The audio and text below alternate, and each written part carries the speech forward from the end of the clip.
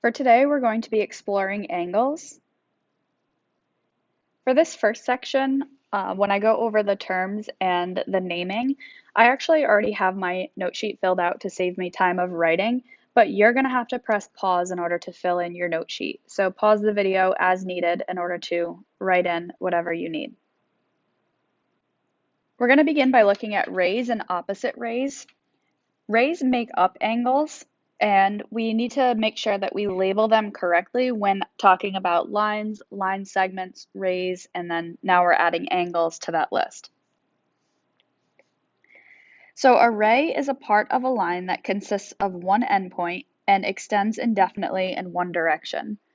So if we look over here at my example, we have an endpoint, and then the ray continues in this direction forever. You can see that I have a couple of points labeled on the ray, and we're going to use those points to name it. So we name a ray by stating the endpoint first, and then any other point on the ray. When we write it, we have to make sure we include what looks like a ray facing to the right. It always faces to the right. That's super important to know. So a ray facing to the right is going to go over those endpoints. So comparing or using our example to name this ray, we have an endpoint of M here, and we can either pick O or P as our other points. So we could name this ray MP with the correct symbol above it, or we could name this ray as MO with the correct symbol above it. It does not matter, It does not matter which point you pick, you just have to have 2 points in order to name a ray. Any 2 points, no more, no less.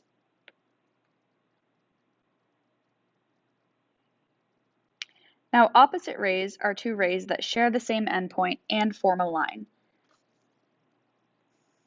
So opposite rays look like a line that we've previously seen, but they share an endpoint. So we're going to say that point J is our common endpoint.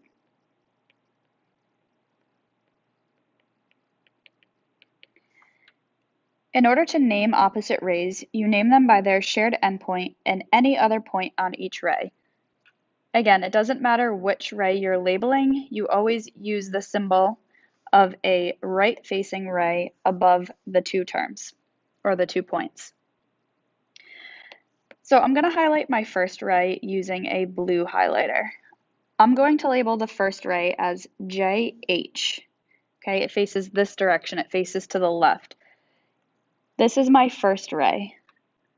Please pay close attention to that symbol above it. It is still a ray symbol, it always faces to the right. Even though this ray is facing to the left, you are writing the symbol above your points facing to the right. Its opposite ray I'm going to highlight in purple.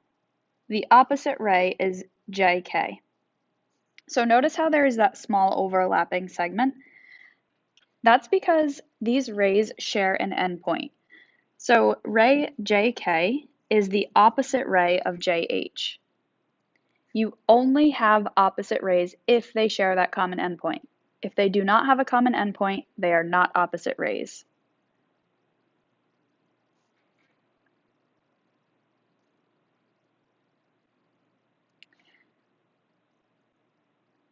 For example set 1, we're going to use the diagram off to the right to name rays and opposite rays. So the first example, number 1, is asking us to name a ray with endpoint K. So we have a lot of options here. We could label it as KQ, we're facing this direction, so that's one of our options. KQ with a correct symbol or the correct symbol above it. We could label that exact same ray as KT. We could swap directions and we could look at it going the other way. So we could look at this ray facing down and we would label that ray as KY.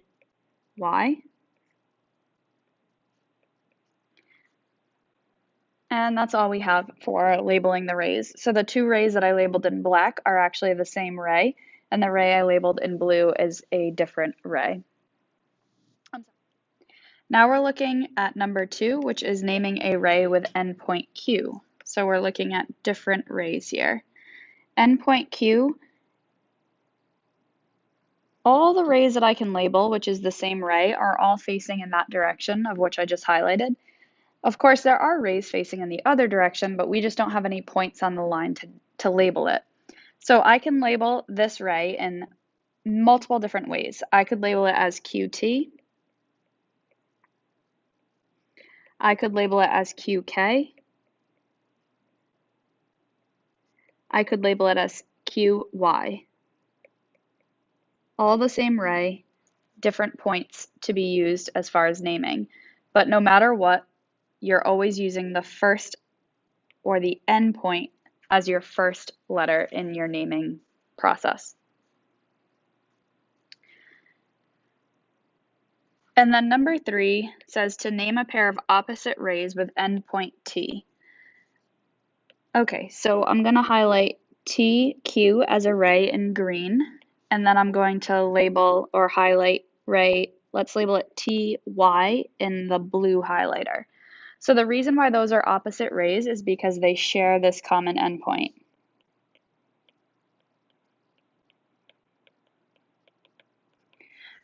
So the pair of opposite rays, I'm going to label them as TQ and TY.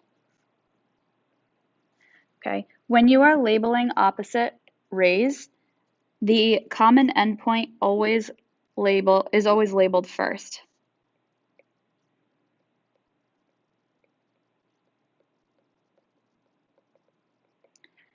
So those are specifically labeled with that endpoint, meaning it's the common endpoint between the two of them.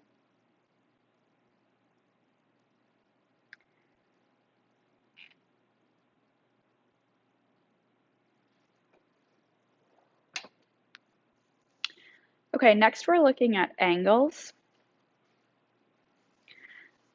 So an angle is formed by two non-collinear rays that have a common endpoint.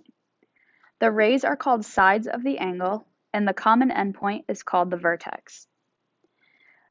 Let's zoom in and look at this example quickly. So here I have an angle. I have labeled 3 points. I have point Y, point X, and point Z. I also have this little indicator, it's a number, written within the angle. So we're going to talk about how to use all of these parts. There's 3 different ways to name an angle. The first way is naming an angle using 3 points. The vertex must be the second point listed. I just realized there's a typo. I know you guys are copying this down, but it should say 3 points, comma, vertex must be the second point listed. So for example, I have listed YXZ right here. I'm going to trace over my angle with a orange highlighter, point Y, point X, and then point Z. That forms the angle with X being the vertex. So the middle point is always what we call the vertex. And now I'm actually going to label that, and you all should do the same.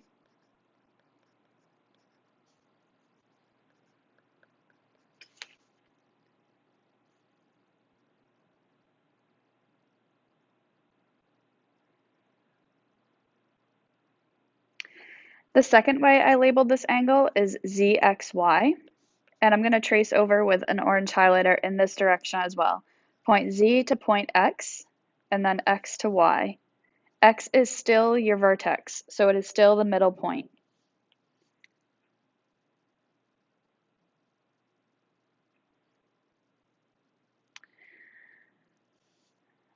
Next, I am going to name it using the reference number. That's the second method for naming.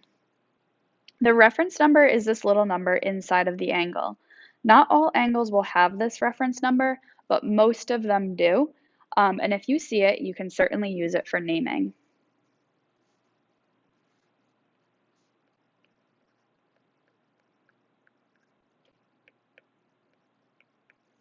So in this case, we're going to label this angle as angle 3. And the third and last way to name an angle is to name it using the vertex point only. Now, this way is kind of tricky, and I never suggest that students do this because you can only use this method sometimes. You can only apply it when there is exactly one angle located at the vertex. If there is multiple angles located at the vertex, then you cannot use this method. And that's why I always discourage students from using this. I would say that you should use method 1 or method 2 to be safe as far as naming goes. Of course, method 3 does exist, it's just not the most safe method to use when you're answering your homework or your quizzes or tests.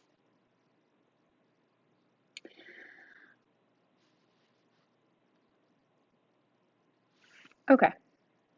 I do have a video for you to watch on angles, so I'm going to play this, but I also attached the video to the box on my website, so you can watch it at a later time too, and it's just going over all the different parts of angles. This is similar to the video we watched on points, lines, and planes. Math Antics. We're continuing our series on geometry, and today we're going to learn about angles. In our last video, we learned about points and lines, and that's good because we're going to need lines to make angles. So let's start with a couple of lines that are in the same plane. We're only going to be dealing with two-dimensional geometry in this video. These lines are conveniently called line AB and line CD. Now, the important thing to notice about these two lines is that they're pointing in exactly the same direction. So even if we extend them forever, they would never cross or even get closer together. When two lines are arranged like this, we call them parallel. Now, you've probably heard the term parallel before, like parallel parking or a parallel universe or parallel bars.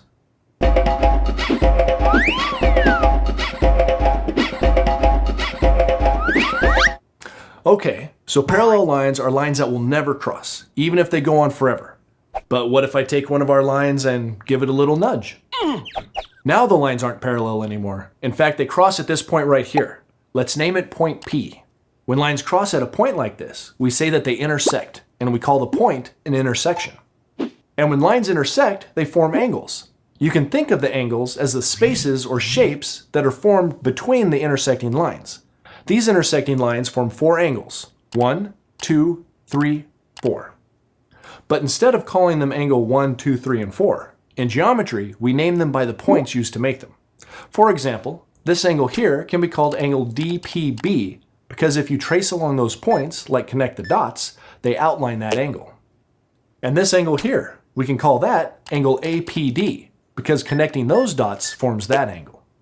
Now, when naming angles, there's a nice shorthand that we can use. Instead of writing the word angle over and over again, we can just use the angle symbol instead, which looks like this. But there's an even simpler way to name angles. To learn that way, let's erase all the points and letters on our lines except for the intersection point and this one point here. Now let's imagine that the line segment between these 2 points can rotate around the point of intersection just like a clock hand rotates around the center of a clock. Let's also imagine that as we rotate the line segment, the point out at the end leaves a trail, like if a pencil was attached to it. The trail, or path, that's left when we rotate the line segment all the way around forms a circle.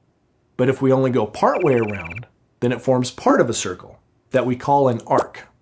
This arc can represent the angle that's formed when we rotate the segment from one position to another, like from this line to that line. And now, if we shrink down that arc so that it's close to the intersection point, and then put a letter by it, like the letter A, we have another way of showing an angle, angle A. And we can do this with any angle. So the angle up here, we can also draw an arc and call it angle B. So whenever you see a letter next to a little arc like this, it means that it's the name of the angle formed by that arc. All right then, so now we have a diagram that shows angle A and angle B. And you might notice that those angles aren't the same size. B seems to be bigger than A. But what if we rotate one of our lines until the angles do look like they're the same size? Now our angles look kind of like a plus sign. Lines arranged like this are called perpendicular. Perpendicular lines are lines that form square corners when they intersect.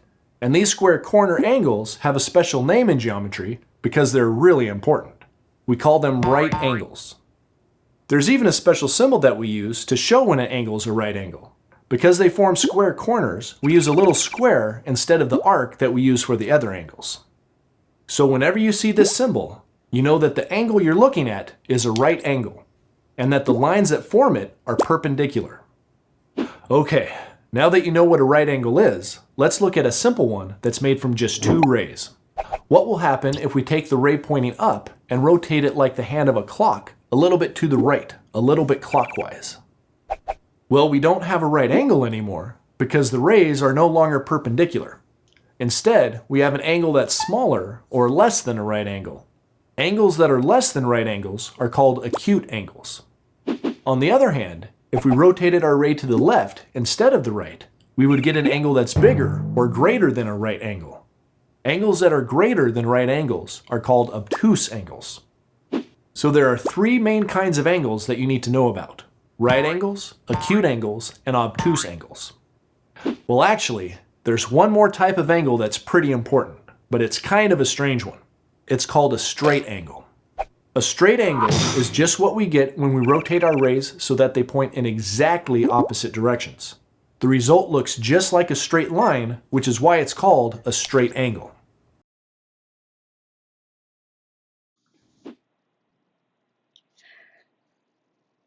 For example set number 2, we are naming angles using the provided diagram.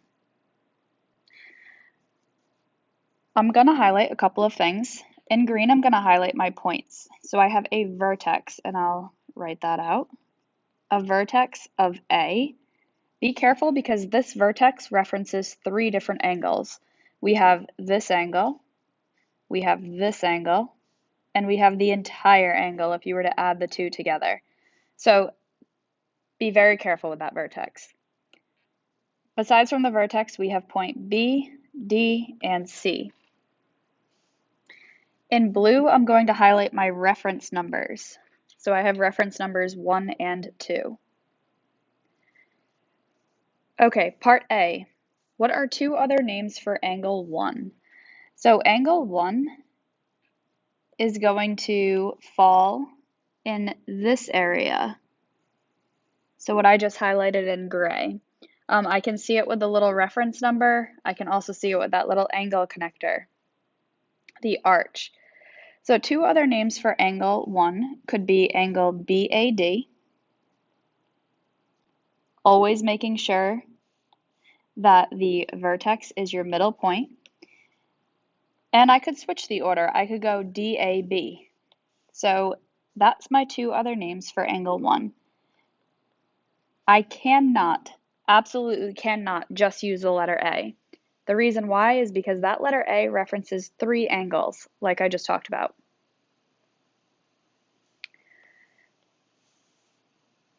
Okay, what are two other names for angle DAC? So DAC, of course, you have your vertex in the middle.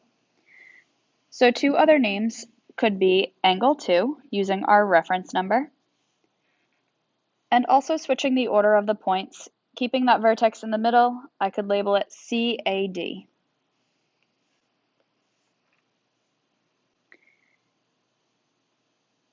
And I briefly already mentioned part C.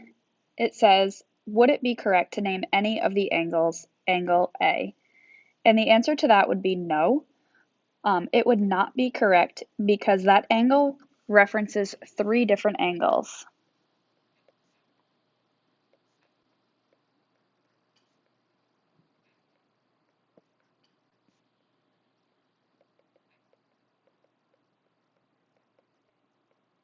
So if you were to name something as angle A on a quiz or test and it references multiple angles, I can't mark that correct because I'm unsure which angle you are referring to.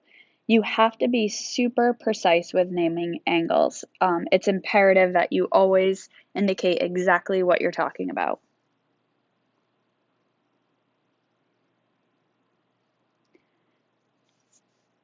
Okay, press pause on your video. Please complete the on your own section and then come back to the video to check over your answers. My answers might be slightly different than yours because there's multiple different names, but you can check my example solutions.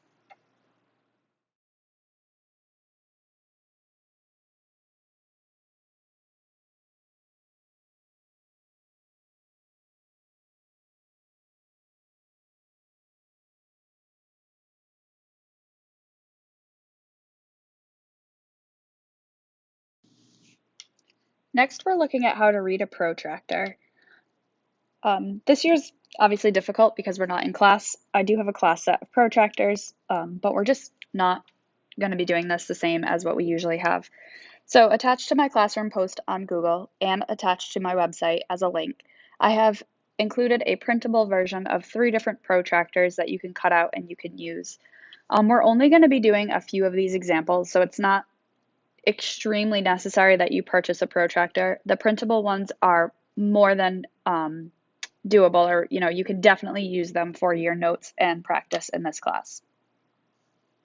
So just to quickly review what a protractor is, I'm thinking most of you have used them before, but in case you haven't, every time you use a protractor, you're lining it up with a certain angle.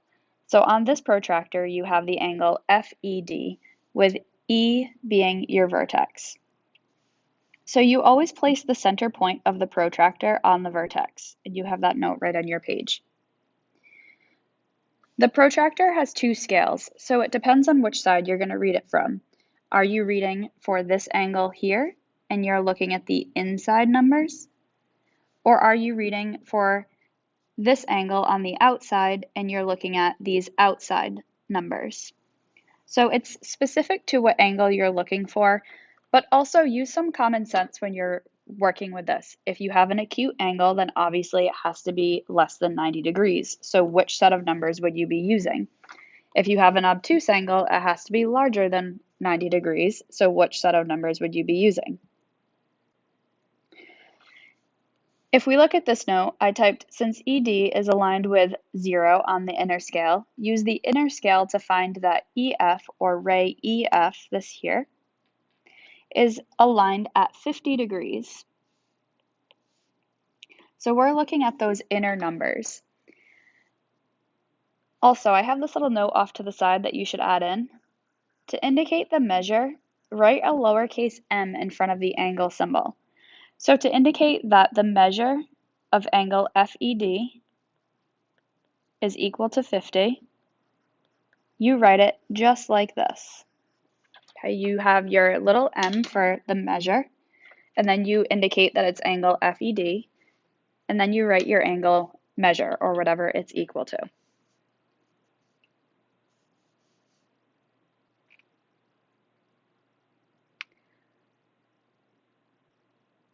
We're going to take a moment and classify some angles.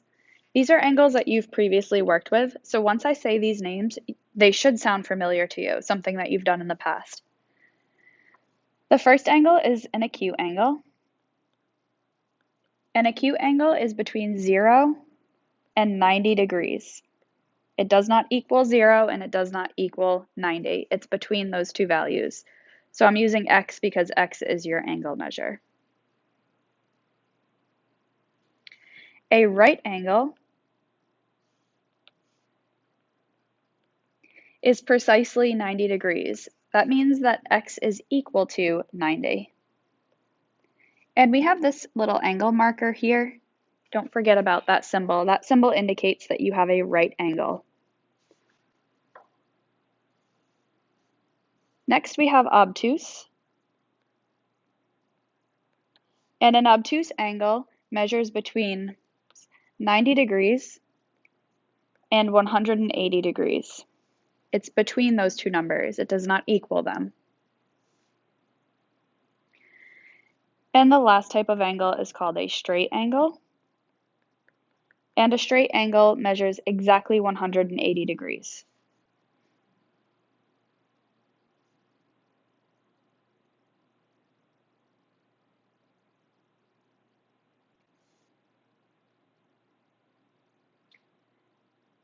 Moving on to using a protractor. So I'm going to also use a cutout of a protractor. That's the best I can do on my iPad to show you what we're working with. But if you have a second, you should cut out one of those printable protractors or use something that you have in your house. So the first angle that we're going to be measuring, number 1, is MJP. So I'm going to look right at this and I'm going to highlight MJP. So I instantly assume that that's 90 degrees, but I don't see that right angle marker. So I am going to use my protractor and confirm that it's 90 degrees. So I line my protractor up with the vertex at the center, So vertex is down here. And I can see that my angle, which is already highlighted, but I'm tracing over it again, goes between 0 and 90 degrees. Now this is just one option of a protractor, but I can clearly see that my angle is 90 degrees. So the measure of angle MJP, make sure you use your little m for measure, is equal to 90.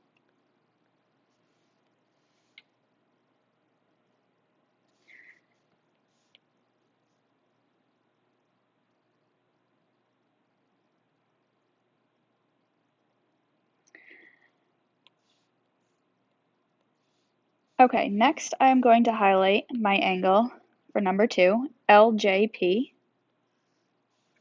with purple. When you put your protractor on your page, if the angle is smaller than your protractor, you can extend these lines. So just trace over them and extend them to be longer. That way you can see right through your protractor. Just make sure you precisely trace over them. You know, don't make it approximately where it is. Trace over it exactly how you see them. And then you can use your protractor that's any size.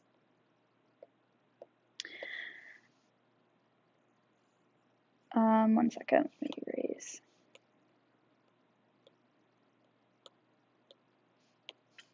All right, lining my protractor up, vertex in the center. This is an obtuse angle, so I'm going to be using the angle measure that's over 90 degrees. So I can see that this angle is aligned with, on my protractor here, it looks like it's just over 110. So I'm going to say it's approximately 111 degrees to be precise.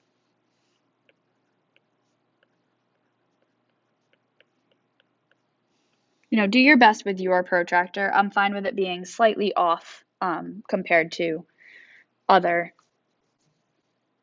students' answers. Like if you're within 1 or 2 degrees of me, that's perfectly fine. So I said 111 for this angle.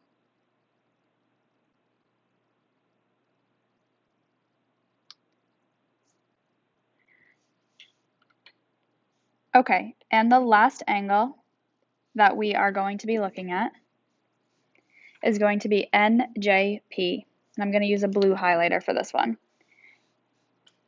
NJP is this small angle here. I'm going to drop my protractor back on the screen. Line up my vertex and my angle at 0. And it looks to me as if this angle right here is just over 20 degrees, so maybe 21 degrees. Now, if your protractor lines up perfectly at 20, maybe it's just the way I have my page drawn or my page angled on here, that's okay. We can leave it at 20 degrees. That's within 1 degree of my answer, so that is completely acceptable. I think the printable protractor should help. If you need to extend your lines so you can see them through your paper, then please do so. All you have to do for that is trace over your line, make sure it's longer so you can see where it comes through on your protractor. And use whichever protractor you prefer. They're all a bit different.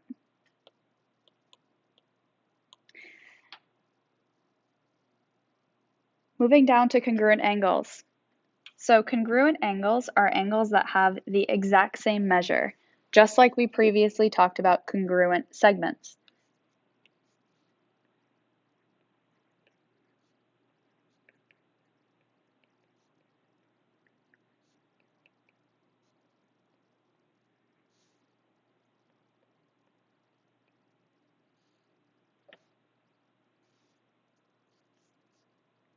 So in order to identify congruent angles, you need to match the number of arcs on a figure, and you can indicate that they are congruent angles.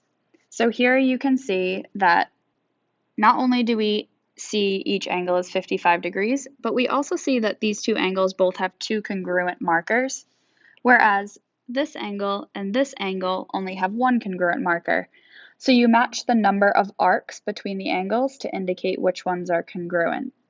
So in this model, the ones I highlighted in green are congruent to each other, and the ones I highlighted in purple are congruent to each other.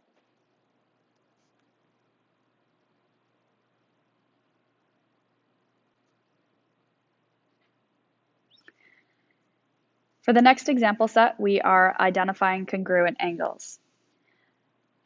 Within number 1, the only congruent angles that I see based on these arcs is angle 1 and angle 2. So I'm going to write my answer as angle 1 is congruent to angle 2.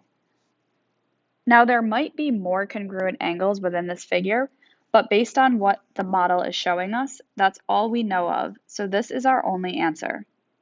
Angle 1 is congruent to angle 2.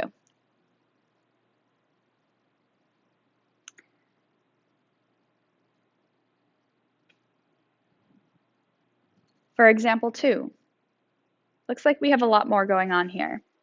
So I have this angle here congruent to this angle. I'm going to write that out as angle BQC is congruent to angle EQF. So that's the first one. I see that I have 2 angle markers on these angles, so I'm going to write that as angle AQB congruent to angle DQE.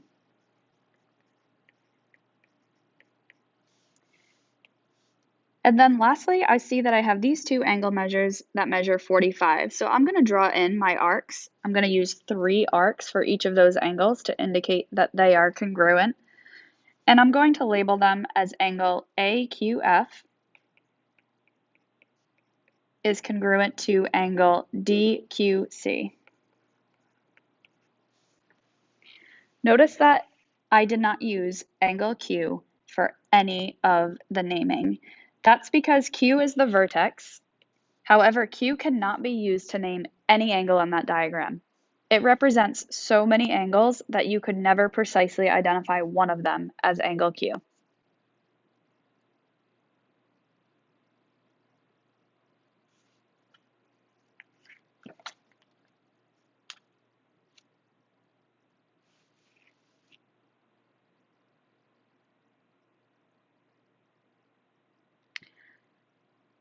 Okay, and for the last part of this note sheet, we're actually going to hold off until tomorrow to do this because this is such a big lesson on angles and rays and everything else involved with them. So this is the end of today's notes. Notice that when you get to this section on your practice sheet, you do not have to do it. We will finish this section on tomorrow or during tomorrow's class. So we are done right now. We'll pick up right here tomorrow.